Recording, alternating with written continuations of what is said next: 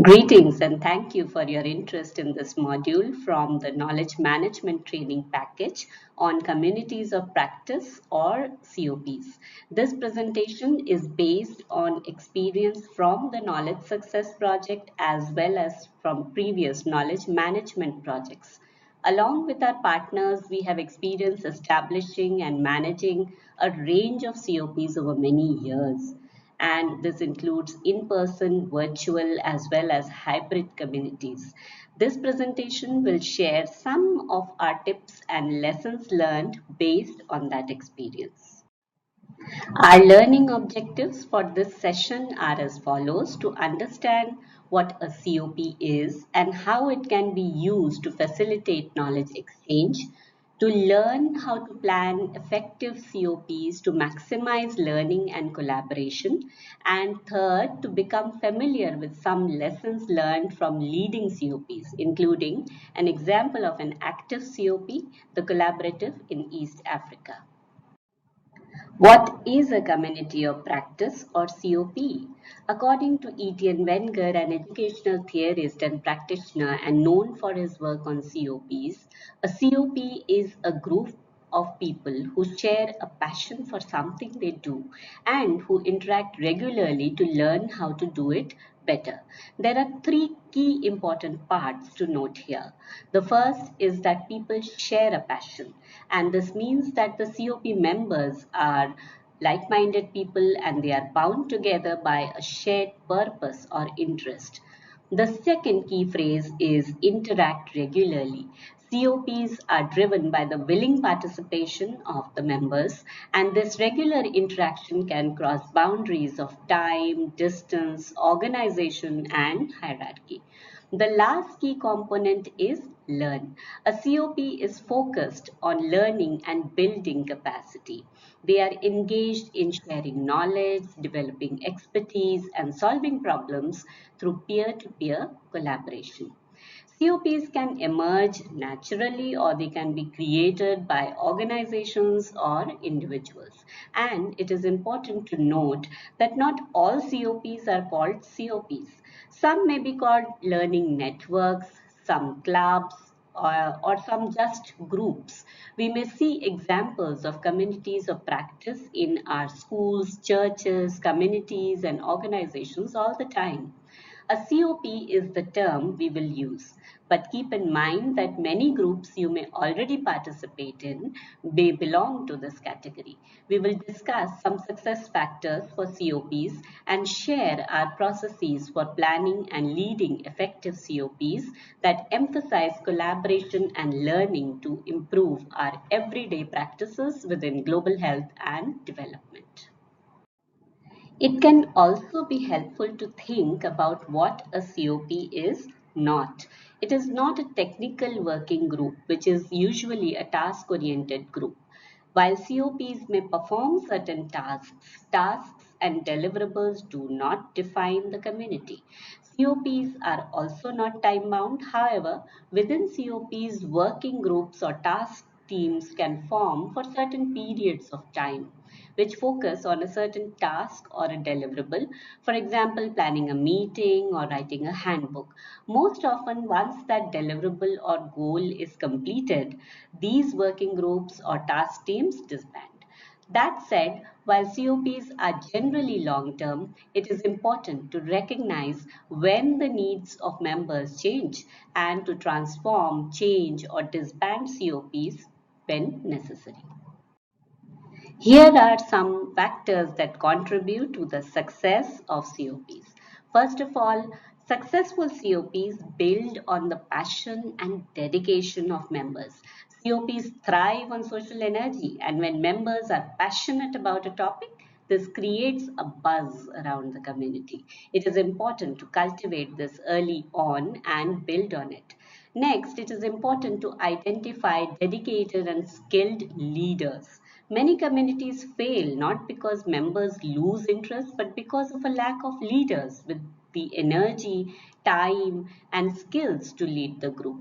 Keep in mind that group leadership involves both technical expertise as well as logistics.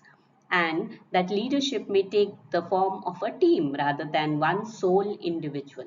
Related to the first two bullets, it is also important to tap into members' expertise. COPs thrive when members are encouraged and motivated to share their tacit knowledge. That is knowledge that is in their heads and often hard to express through written documents with others in the group. Allowing a space for this type of knowledge to flow is key to a COP. Next, when members are contributing their expertise, their tacit knowledge, and their time, it is important to recognize members' contributions. This will encourage members to continue sharing, will reward them, and will ensure a positive community energy. This will also help establish a sense of ownership and trust, which is a key success factor to the COPs. Next, it is important to find adequate resources for the group, whether from an organization or a donor or individuals.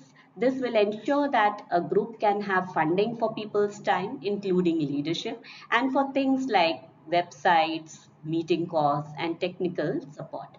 Establishing a rhythm of the group and planning a mix of activities is also important. In other words, make the group exciting. You don't want only meetings or only emails. Offer a variety of ways for people to contribute, to allow those with different personalities and learning styles to feel comfortable and engaged. All of these things will lead to ensuring high value for the time invested by members, which is key to a successful COP. COPs are greatly important to the work that we do. The global health and development workforce lives in a complex world full of challenges that we cannot solve on our own. COPs are formed for people to collaborate and share knowledge, expertise, and experience. Here are some of the key benefits of COPs. Overall, COPs are a good investment. They save time and money. They help us make the most of donor funding as we share resources and pool knowledge to solve problems and share lessons learned. Everyone in a COP has something to teach and everyone has something to learn. COPs also gather collective knowledge and help improve an individual's knowledge, skills, and self confidence over time. In turn, this builds organizational and systems capacity and helps us have a greater impact as a collective. COPs capitalize on different learning styles. They usually include written communication, verbal dialogues, and more recently, hybrid meetings have become common. So, no matter what one's preferred way of learning and sharing is, they can find COPs useful.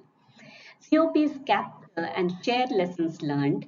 They can help members exchange both tacit and explicit knowledge, including capturing the know how that is often hard to express into words. In addition, COPs help members solve specific problems. They can see what others are doing, explore new technologies, and gain insights and advice from their peers. COPs also promote collaboration. Members can work together to jointly create tools, standards, manuals, etc. They can also encourage and enable innovation and creativity as individuals brainstorm and solve problems. Finally, COPs can promote equity of knowledge sharing as COP activities can cross boundaries of time, distance, organization, and hierarchy. In summary, COPs help increase peer-to-peer collaboration and facilitate the sharing of tacit and explicit knowledge. The end value is knowledge sharing, increased productivity, innovation, and leadership.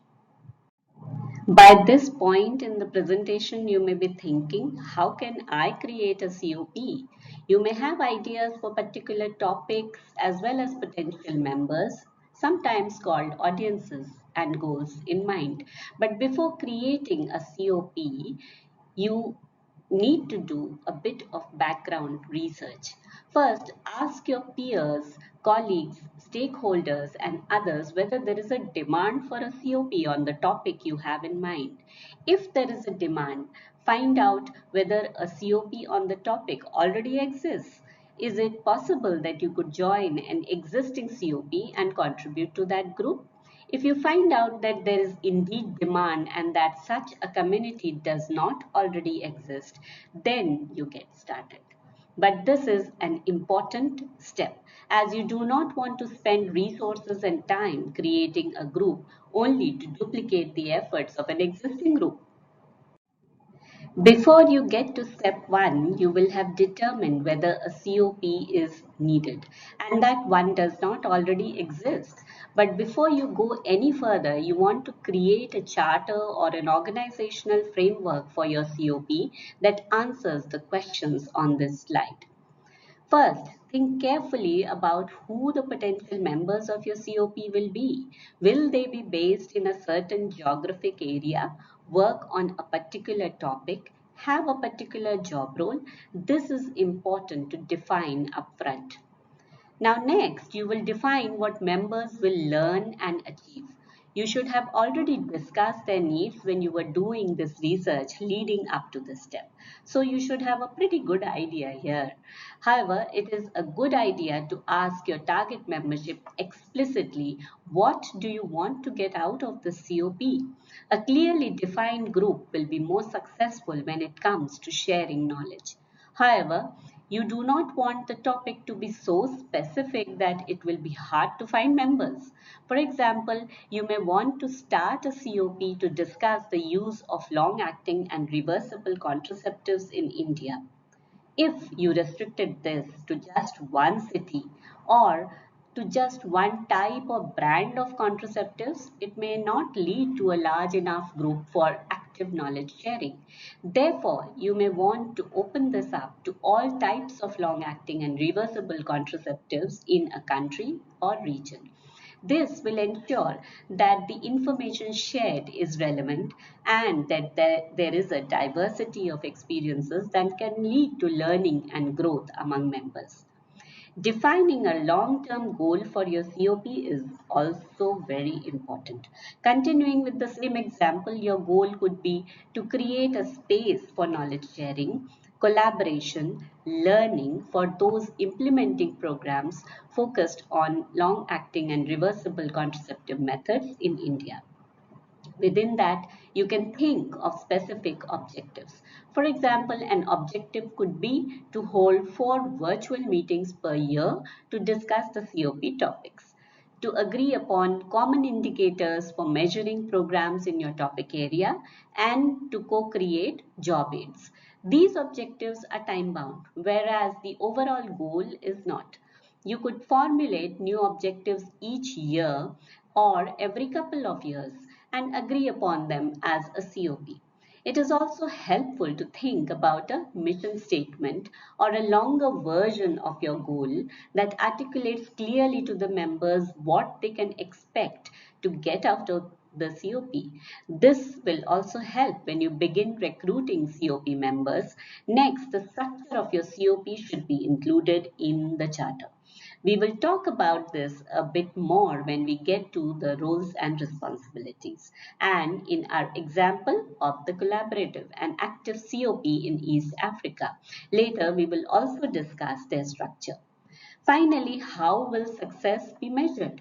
We will discuss monitoring and evaluation a bit later in this presentation, but it is also important to think about the indicators of success at the beginning. Once you have defined your COP and drafted your COP charter, you can think about when you want to begin and where you will congregate.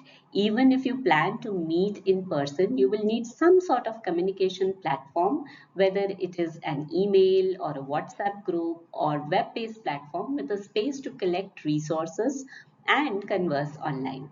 For more on organizing information, please see our KM training package module on organizing information. Again, it is important to involve your potential members, that is your audience, during all these steps. It is important to find out what channels and platforms they already use and which ones they are most comfortable with. Even if it is a topic they are invested in, they may not join a COP if the platform is not user friendly or if there are certain barriers to participating. In today's hyperconnected society, COPs are easier than ever to form using digital platforms and tools. Technology makes it possible for people with a common purpose to work together. With the ability for people to connect across time and space, both synchronously and asynchronously from various distances and social groups, COPs are becoming more diverse and rich. However, keep in mind that even though all of these tools exist, they may not be what your community is asking for. So make sure to listen to them when choosing the digital communication channels for your COP. Next, think of when you will launch your COP. Also, when you launch, what will conversations look like? Some COPs consist mostly of email communication, and some focus on real time meetings, whether in person or virtual, with email conversations in between. It is important to consider whether you want to meet face to face or online. We will dive into this a bit more in our next slide. While we used to distinguish between in person and virtual COPs, those distinctions are less important now, as nearly all COPs have a digital element. Even when COPs are mostly in person, they almost always use virtual communication channels like WhatsApp or email, and vice versa. Many COPs are mostly virtual, but they occasionally have face to face meetings. In addition, due to COVID-19 pandemic, many COVs that convened regular face-to-face meetings found themselves going online. Some have gone back to in-person meetings and others have kept meeting online. For this reason, assuming most COPs have a digital element, we are now going to discuss different ways COPs can meet and collaborate. Here is a quick comparison chart between virtual or online and in-person COP meetings. Virtual COPs are less expensive and can be organized quickly. They also facilitate discussion between different time zones and people on different schedules. For example, someone can contribute to a COP in the Philippines and someone can respond to it when they wake up in Kenya. However, it can take more time to establish trust, rapport, and engagement within online groups, especially if the group has never met face to face before. It can also be easy for those on virtual meetings to multitask and not be as engaged as if you were physically sitting in a room together. However, virtual meetings mean that those who are unable to travel, whether due to health reasons, budgetary constraints, or schedules, can still participate. On the other hand, face to face COP meetings can allow for more rapport, networking, and more seamless collaboration. They also allow participants to set aside time for these meetings rather than multitasking. This can lead to increased engagement, commitment, and participation. However, they can also be more costly and present a health risk when there are concerns about COVID or other communicable illnesses. They also often exclude those who are unable to meet in person. Thus, with technology using tools like Zoom, Google Meet, Microsoft Teams, many COPs have chosen to remain virtual or to at least have a hybrid option where some participants meet in person and others are online. The next step in setting up your COP is determining roles and responsibilities. Of course, all COPs have members. Members will share the relevant lessons learned, best practices, and other experiences with other members. Many COPs also have a steering committee, which is a group of individuals sometimes hand selected by the chair and sometimes voted on by the membership. Steering committees work very closely with the chair to plan meetings, determine the direction of the group, and find guest speakers if needed, and also ensure that the group is running smoothly. Steering committee members should come from diverse backgrounds and should also have technical expertise in the area of the COP. If you have chosen a digital communication platform, especially one that requires more moderation, such as a message board or an email group, you may need an online community facilitator. And this person can add new members through the digital platform, moderate messages, and handle any issues that may arise with the digital platform. And finally, COPs have leaders or community managers. While sometimes there is an organizational chair or secretariat for COPs, it is also a good idea to have one or two individuals designated as COP leaders. This ensures that there is ownership and that roles are clear. These individuals are responsible for making key decisions about the group, convening the steering committee, and ensuring that the group is running smoothly. They also often chair meetings. COP chairs can rotate, and many have terms of 2 to 3 years. However, others remain static. This person should have deep technical knowledge in the area of the COP and should also have dedicated time to ensure that the group is active. They are responsible for delegating things like meeting notes, listserv moderation, task team leadership, etc. They may also ask people to start conversations on digital channels if COP conversations have been lulled. The next slide talks more about COP leadership. Oftentimes, a COP is only as successful as the leadership behind it. Here are some things to do as a COP leader. Ensure that you are fostering learning and trust among members. Make sure you set a positive tone for the group and ensure that members feel safe and secure sharing their experiences, even failures with other members. You can also work to facilitate interaction among members, making connections and stimulating conversations on the digital platforms. You can also work to promote the COP and recruit new members. If you notice that certain terms or topics are the subject of debate or confusion, you can also work to develop common understanding among the members or start conversations that will lead to common understandings. It is also helpful for COP leaders to look for and share methodologies, tools, and approaches with members. Also, good leaders recognize that they do not have all the answers, so they recognize the strengths and knowledge among the membership and work to facilitate and sustain the group. And finally, good COP leaders combine routine communication or activities with new events. They try to keep the group exciting and fresh with new meeting approaches and information, etc. Once you have carefully planned your COP and you have your roles and responsibilities clear, it is time to launch a COP. Here are a few things to keep in mind. Your COP cannot function without members, so make sure you recruit members for your new group. Identify practitioners who may have similar challenges to you and invite them. Make sure you cast a wide net. Think of those who may be working in isolation, those with diverse perspectives, and those with varying levels of experience. Much COP recruiting is done through word of mouth. If you have an advisory committee, make sure they are spreading the word.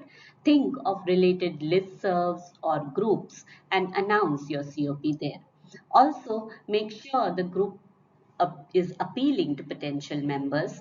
When you are recruiting, clearly outline the benefits of participation. You may want to include proposed goals and mission statement within a recruitment email or social media message. If you use an online communication platform, make sure to welcome new members and start conversations. You may even start a thread asking members, why did you join the COP? Or why are you excited about the COP? You can also ask members to introduce themselves via the platform or listserv, which can start some interesting threads and begin a process where members begin to connect and establish rapport. Finally, hold a launch meeting to kick off the COP and ensure that members can meet and share information, ask questions, and begin to network and connect. Beyond the launch, you will need to maintain your COP over time. In addition to recruiting new members, ensure that current members keep on staying engaged. One way to do this is to start new conversations on your digital platforms and keep communication flowing. This includes sharing new resources, news items, and other materials online. Another way of keeping members engaged is to plan regular meetings. Many COPs meet quarterly and others meet more frequently, for example, monthly. Also, you will want to make sure that facilitators are regularly engaged and that sensitive information is kept internal to the COP. This helps to further build trust among the members. Finally, if you set up operational guidelines or a COP charter, you will need to update it over time so that members can refer to it for information about the group. Here are some strategies for fostering engagement within COPs. First of all, recognize community members' contributions, whether helping peers, sharing experience, or mentoring others. Making members feel recognized and appreciated can go a long way to continue engagement, build rapport, and encourage long-term knowledge exchange. Also, recognize that some members may have more time and resources than others. So, meet community members where they are and appreciate different levels of engagement. During and between meetings, you may want to use online tools like discussion forums, polls, webinars, newsletters, or other strategies to keep members engaged within the COP. And finally, it is important to monitor your group over time and to make necessary corrections to ensure that the group is meeting the needs of the membership. So here are some key steps. It is important to one, develop indicators to measure the success and impact of your COP. These should be based on your COP's goals and objectives and should be developed upon establishing the COP. Second, include a range of indicators. For example, ensure that you measure process indicators such as number of online platforms established, number of listserv messages sent received, output indicators such as any products created by the COP, or number of new members, and finally impact or outcome indicators such as the use of information exchange in the COP to inform programs or policies. And third, make sure to collect data regularly and make changes along the way that respond to the needs of your members. Now we are going to provide some tips from a real life example of a COP called the Collaborative in East Africa. The Collaborative is a COP and digital hub launched in 2021 by Knowledge Success. It was created in response to a demand for a centralized platform for knowledge sharing among family planning and reproductive health or FPRH community in East Africa. One of the most striking challenges for the FPRH community in East Africa has been the lack of a systematic way for FPRH knowledge to be shared and documented. So this community was created to respond to this challenge. The purpose of the collaborative is to create a network of KM champions and stakeholders in East Africa, particularly Kenya, Uganda, Tanzania, and Rwanda, to strengthen knowledge exchange and collaboration and to support FPRH programs. Membership is open to FPRH professionals, technical advisors, and program managers throughout the region. Here is a community structure of the collaborative. You will see the following groups on the organizational chart. The collaborative secretariat is the COP's administration arm and works under the guidance of the core group or the advisory council. The core group or the steering committee, also referred to as the advisory council, offers oversight to the secretariat and coordinates the activities of the COP as well as its engagements. It will be comprised of FPRH representatives from the countries and chairing is annual and rotational. The FPRH knowledge management groups offer specific capacity strengthening opportunities to members. These groups focus on FPRH areas such as learning, networking, and technical assistance, providing targeted support and resources. In terms of the collaborative membership, organizations and individuals demonstrating a special interest and involvement in any capacity within the FPRH field of practice within the region are eligible to submit an expression of interest to join the COP. Having started out with 20 members, the collaborative now has more than 200. The collaborative was designed from the outset to be sustainable. It is led by a steering committee of 8 elected members from the 4 representative countries. Sustainability is one of the key approaches of the collaborative because it creates a network that will outlive knowledge success and embeds KM in future initiatives. The FPRH has been institutionalized in East Africa as an inclusive KM platform to convene FPRH actors for information sharing. The group works to encourage members to share tools and provide technical support to one another. They also work to facilitate innovation through cross-sectoral learning and information and knowledge sharing, engaging a range of actors and sectors. The collaborative also fosters consistency and clarity in providing guidance to FPRH practitioners in East Africa. The collaborative works through a range of channels to engage members, including an online platform created to support collaboration and the exchange of FPRH information within the region, which also includes a database of tools and resources. The group also uses a variety of communication channels, email, listserv, social media, and WhatsApp to provide FPRH updates, notification of events, etc. The collaborative holds regular monthly coordination meetings by the steering committee to discuss current issues and plan member meetings. General COP members meet virtually every quarter.